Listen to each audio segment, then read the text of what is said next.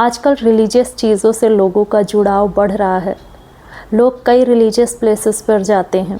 Trend सा चला है आजकल नाम जप करने का। लोग पूजा पाठ भी करते हैं। काफ़ी लोग इस चीज़ को सच में दिल से करते हैं। कहीं भी किसी भी रिलीजियस प्लेस पर जाएं, हर जगह रश है।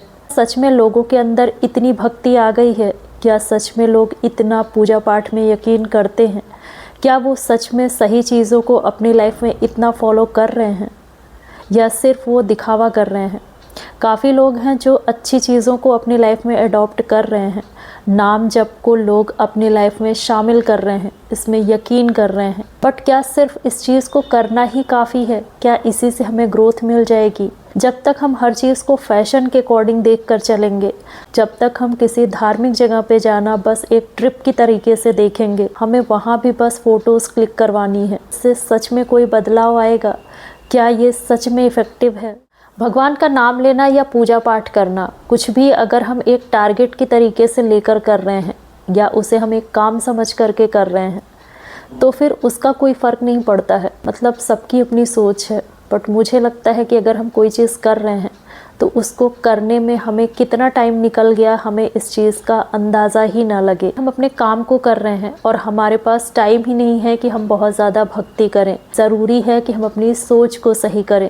ज़रूरी है कि हम जो कर रहे हैं वो मन से करें। हमारे काम में भी वो चीज़ दिखती है, हमारी सोच में भी हमारी भक्ति नज़र आती है, हमारी सच्चाई नज़र आती है। तो यही हमारी भक्ति है। कई लोग हैं जो बहुत पूजा पाठ करते हैं बट दूसरों को बहुत जज करते हैं, दूसरों की बुराइयां करते हैं। व्रत भी बहुत रखते हैं बट मन में उनके काफ़ी बुराइयां भरी हैं। दूसरों से जलन भी है और अपनी पूजा पाठ का दिखावा भी करते हैं। ऐसी भक्ति का कोई मतलब नहीं है। अगर आप किसी को फोर्स भी करते हैं कि वो पूजा पाठ करे तो ये भी गलत है, क्योंकि भगवान में मन हमारा अंदर से लगना चाहिए। जब तक हम अंदर से भगवान से कनेक्ट नहीं होंगे तब तक बाहर से हम कुछ भी कर ले उसका कोई मतलब नहीं है।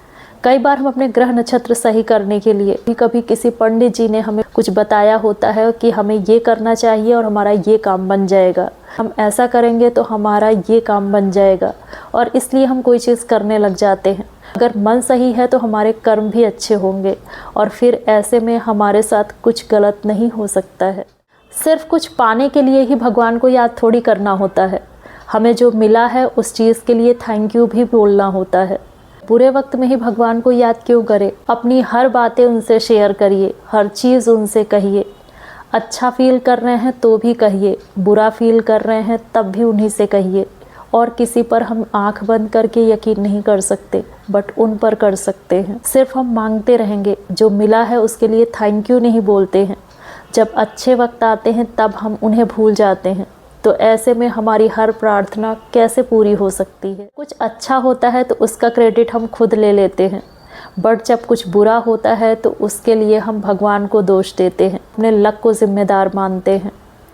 कहने के लिए तो हम कह देते हैं कि ये जो अच्छी चीज़ हुई है ये भगवान के आशीर्वाद से हुई है।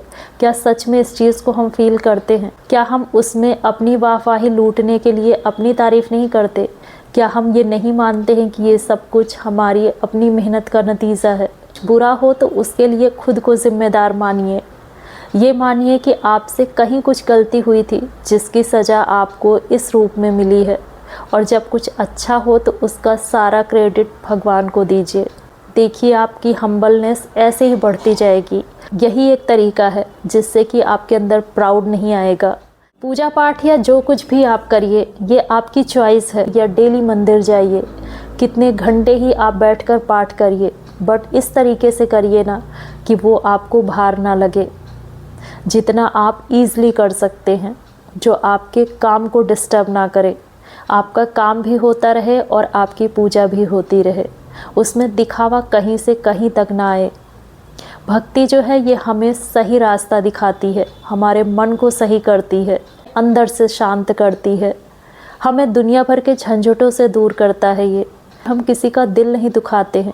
कभी अगर हमने किसी को कुछ कहा भी है तो ऐसे में बाद में हमें उस चीज़ का पछतावा भी हो, भले गलती चाहे उसकी रही हो, बट फिर भी कहीं ना कहीं ये मन में हो कि शायद मैंने उसका मन दुखाया, शायद मुझे अपने पर थोड़ा सा और कंट्रोल करना था। अगर हम ये सोच रखते हैं ना, तभी भगवान हमसे खुश होते हैं। अगर हम किसी का मन दुखाते हैं तो हम भगवान को भी खुश नहीं रख सकते हैं। इसी से हम अपने आप को इम्प्रूवमेंट के रास्ते पर ले जा सकते हैं। हमारे ऊपर जो भी मुसीबतें आएंगी तभी वो टल जाएंगी जब हम इस तरीके से अपने आप को रखते हैं, जब हम ऐसी सोच अपनी बनाते हैं, तभी हमारे अंदर एक अलग तरीके की शक्ति होगी, एक अलग कॉन्फिडेंस होगा। सबसे ज़्यादा कॉन्फिडेंस हमारे अंदर तब होता है जब हमारे अंदर सच्चाई होती है, जब हमारे अंदर ऑनेस्टी होती है। लोगों की ये बातें ज्ञान की बातें लगती हैं, बट ये तो सोच की बात है। लोग अपना लुक तो बदल लेते हैं, लोग अपना स्टेटस मेंटेन कर लेते हैं, बट अपनी सोच नहीं बदल पाते हैं। हमारी सोच बदलती है ना तो सब कुछ बदलने लगता है।